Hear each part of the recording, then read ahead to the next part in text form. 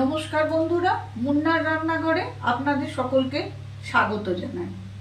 আজ আমি কচুর লতি দিয়ে একটা রান্না করে দেখাচ্ছি। খুব সহজে হয়, খুব ভালো খেতে হয়। ভাতের সঙ্গে, গরম ভাতের সঙ্গে খেয়ে দেখবেন, খুব ভালো খেতে হয়।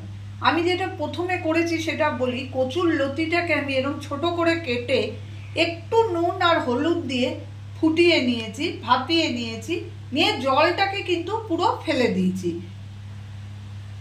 এবারে যেটা করেছি আর যেটা লাগবে আমার সেটা হচ্ছে পেঁয়াজ কুচি, আর এই যে রসুন কুচি করে নিয়েছি, আর লঙ্কা কুচি করে নিয়েছি। রসুন কুচিটা একটু বেশি পরিমাণ দেবেন, তাহলে এটা খেতে আরো ভালো হবে।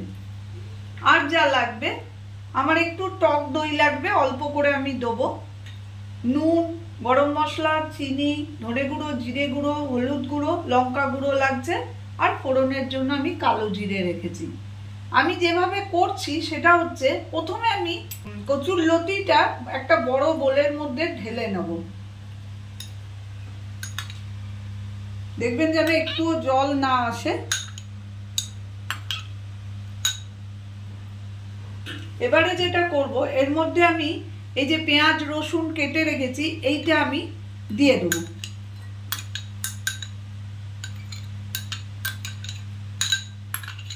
আমি একটা বড় সাইজের পেঁয়াজকে কুচি করেছি। আমার অল্প পরিমাণ কচুরলতি করছি, তাই আমি অল্প করে দিয়েছি। আপনারা যেমন কচুরলতির পরিমাণ সেই পরিমাণ পেঁয়াজ রসুন দেবেন, রসুনটা একটু বেশি দেবেন। এবার আমি পরিমাণ মতো নুন দিচ্ছি, দই দিয়ে দিচ্ছি। এখানে বড় এই চামচের 2 চামচ মতো দই দিলাম। এবারে এক এক করে গুঁড়ো মশলাগুলো দিয়ে দেবো। ধনে গুঁড়ো 1 চামচ মতো, জিরে গুঁড়ো 1 চামচ মতো, লঙ্কার গুঁড়ো ছোট চামচের 1 চামচ দেবো। একটু কমই দিলাম কারণ আমি কাঁচা লঙ্কা কুচি দিচ্ছি। হলুদ দেবো,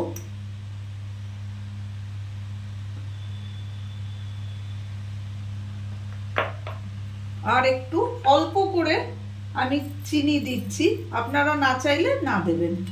এবার আমি এটাকে ভালো করে মেখে রাখবো। 8 ঘন্টা আমি এইভাবে মেখে এটাকে ম্যারিনেট করে রেখে দেবো। তারপরে আমি যেভাবে রান্না করব আপনারা দেখবেন। আমি এইভাবে মেখে ঢাকা দিয়ে রেখে দিলাম।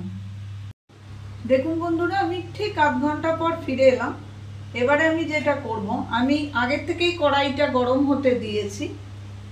আমি কড়াইয়ে 4 চামচ মতো তেল দেবো।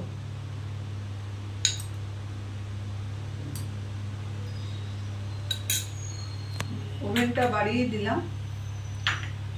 ফোড়নের জন্য অল্প কালো জিরে দেবো। ফোড়নটা হওয়ার সময় দেবো একটুখানি হলুদ দিয়ে দেবো প্রথমে। তারপরে আমি যেটা ম্যারিনেট করে রেখেছি সেটা আমি কড়াইয়ের মধ্যে দিয়ে দেবো। খুব সহজে এই রান্নাটা হয়, বাড়িতে করে দেখবেন, খুব ভালো খেতে হয়।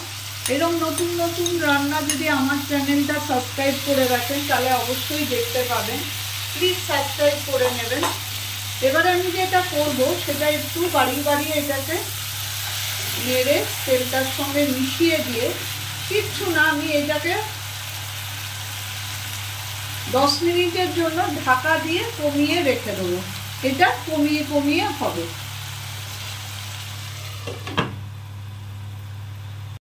ঠিক 10 মিনিট পর আমি ফিরে এলাম। দেখুন বন্ধুরা, এটা অনেকটা শুকিয়ে এসছে, আর তেল একটু দেখা যাচ্ছে। এই অবস্থায় আমি গ্যাস ওভেনটা একটু বাড়িয়ে দেবো, দিয়ে এটাকে একটু নাড়াচাড়া করতে থাকবো। এবারে বাড়িয়ে আমি নাড়াচাড়া করব, তাহলে আমার কচুরলতির এই রান্নাটা শেষ হয়ে যাবে।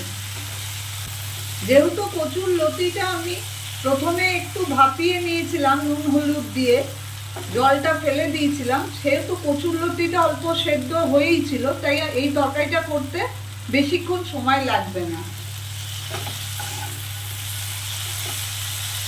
মিনিট 5 ধরে এটাকে ভালো করে আমি ভাজা ভাজা করব। এবারে আমি আমার রান্নাটা প্রায় শেষ হয়ে এসছে, আমি এর মধ্যে একটুখানি গরম মশলা দিয়ে দেবো।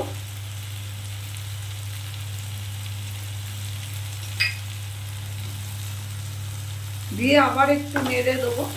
দেখুন বন্ধুরা, আমার কিন্তু কচুরলতি এইভাবে রান্না করা কিন্তু কমপ্লিট হয়ে গেল। আমি গ্যাস ওভেনটা বন্ধ করলাম, একটুখানি আমি গরমে রাখবো, তারপরে আমি পরিবেশন করে দেখাচ্ছি। দেখুন বন্ধুরা, আমি এবারে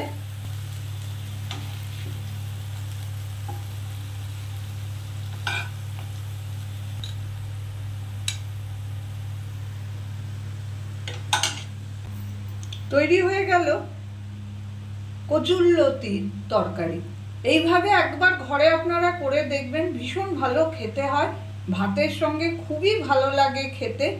যদি আমার রেসিপিটা আপনাদের ভালো লেগে থাকে তো প্লিজ লাইক, শেয়ার এবং সাবস্ক্রাইব করে নেবেন আমার চ্যানেলটিকে। আমি আবার হাজিরা দেবো অন্য কোনো দিন অন্য কোনো রেসিপি নিয়ে।